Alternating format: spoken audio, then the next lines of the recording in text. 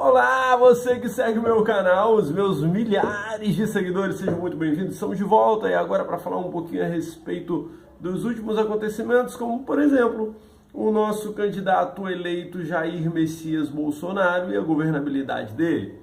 Bom, pessoal, como você sabe, o Brasil, ele é um estado democrático de direito e para que tudo funcione muito bem, o poder é dividido em três esferas: executivo, legislativo e judiciário. O executivo é o cargo, um dos mais importantes.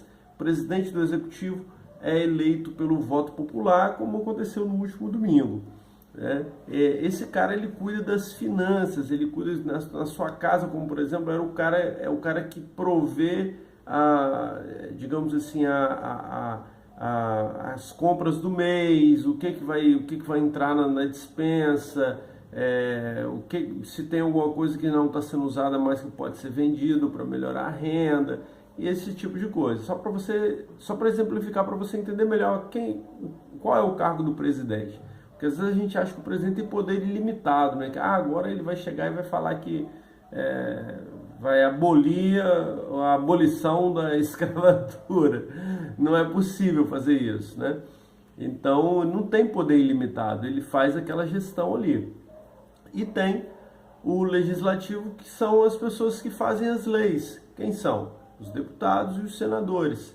Estes compõem o Congresso Nacional, que tem um presidente da casa e ainda tem o judiciário. Ou seja, o judiciário, o que ele é capaz de fazer? Ele é capaz de guardar a Constituição, ou seja, ele preza para que aquilo que está na Constituição Federal, que foi redigido e compilado pelo Congresso Nacional, para que se cumpra de maneira ipsis verbis ou ipsis literis, ou seja, palavra por palavra. Qual é o descompasso? O descompasso acontece quando um poder tenta interferir na ação do outro.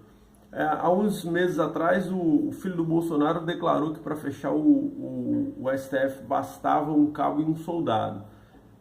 A gente precisa analisar, não estou aqui querendo defender ninguém, longe de mim fazer isso. Eu tenho convicção plena de que a fala dele foi uma fala equivocada, ele errou em falar isso. Mas vamos analisar. Hoje, causa revolta em quem conhece e quem entende como funciona o sistema, quando você vê que as próprias pessoas do sistema, que compõem aquele sistema, estão tentando burlar de alguma forma essa lei. Ou tentando de alguma forma fazer com que aquilo trabalhe em seu favor. Como por exemplo o caso dos deputados, dos senadores, o próprio presidente, que muitas vezes, muitas coisas ele pode resolver por decreto. Então ele vai lá, ele tem uma Odebrecht da vida, uma construtora e que precisa de uma liberação ambiental, por exemplo, ele vai lá e libera fora do que está na lei, ele libera por decreto, porque ele é o presidente, então algumas coisas ele tem essa capacidade. Ou você tem um grupo de senadores, um grupo de deputados que votam uma determinada lei que vai prejudicar a população, mas que vai favorecer eles porque eles estão recebendo um favorecimento ilícito por fora para votar aquilo ali, para aprovar aquilo ali. Então isso causa revolta.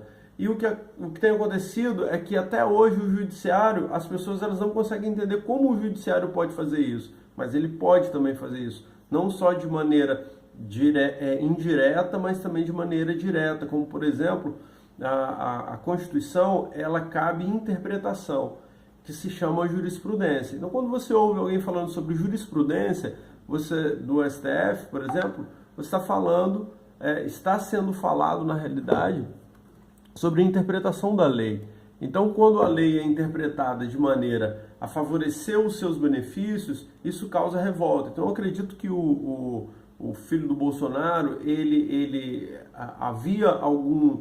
foi justamente na época em que estava sendo julgado a questão do Lula, se ele seria preso em segunda instância ou não, quando condenado em segunda instância.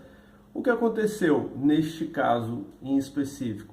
O que aconteceu é que o STF ele se reuniu de novo para julgar uma coisa que a lei já doutrinava de forma muito clara, que um réu condenado em segunda instância deveria ser preso. Então, as falas elas se aquecem nesse momento, nesse tipo de ambiente onde você vê que está prestes a acontecer algo que de fato não deveria. Então, quando o STF começa a entender que a jurisprudência é uma maneira de criar uma lei, ou seja, que não é o papel dele, então ele julga a ação do indivíduo. E o papel do STF é julgar a ação do indivíduo, se foi dentro da lei ou não, e não criar lei. Só que o STF ele entendeu que com a jurisprudência, com a forma dele interpretar, ele podia mudar algumas coisinhas e mexer de um lado ou de outro. Então, isso foi trazendo revolta dentro desse quesito. Então, acho que é isso aí. Eu não vou fazer edição, porque a edição toma muito tempo, a nossa vida já é corrida pra caramba. E só de fazer os vídeos, você vê que eu fiquei acho que 2 ou 3 semanas sem fazer vídeo, tem algumas pessoas que têm pedido.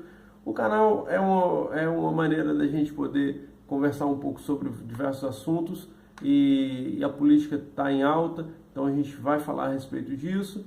E eu espero, conto com você, conto com a sua like, a sua colaboração, conto com a sua curtida e espero que você possa também seguir o canal, né? De vez em quando a gente vai colocar alguma coisinha ou outra. Espero que essa explicação tenha contribuído para que você possa entender um pouquinho do cenário.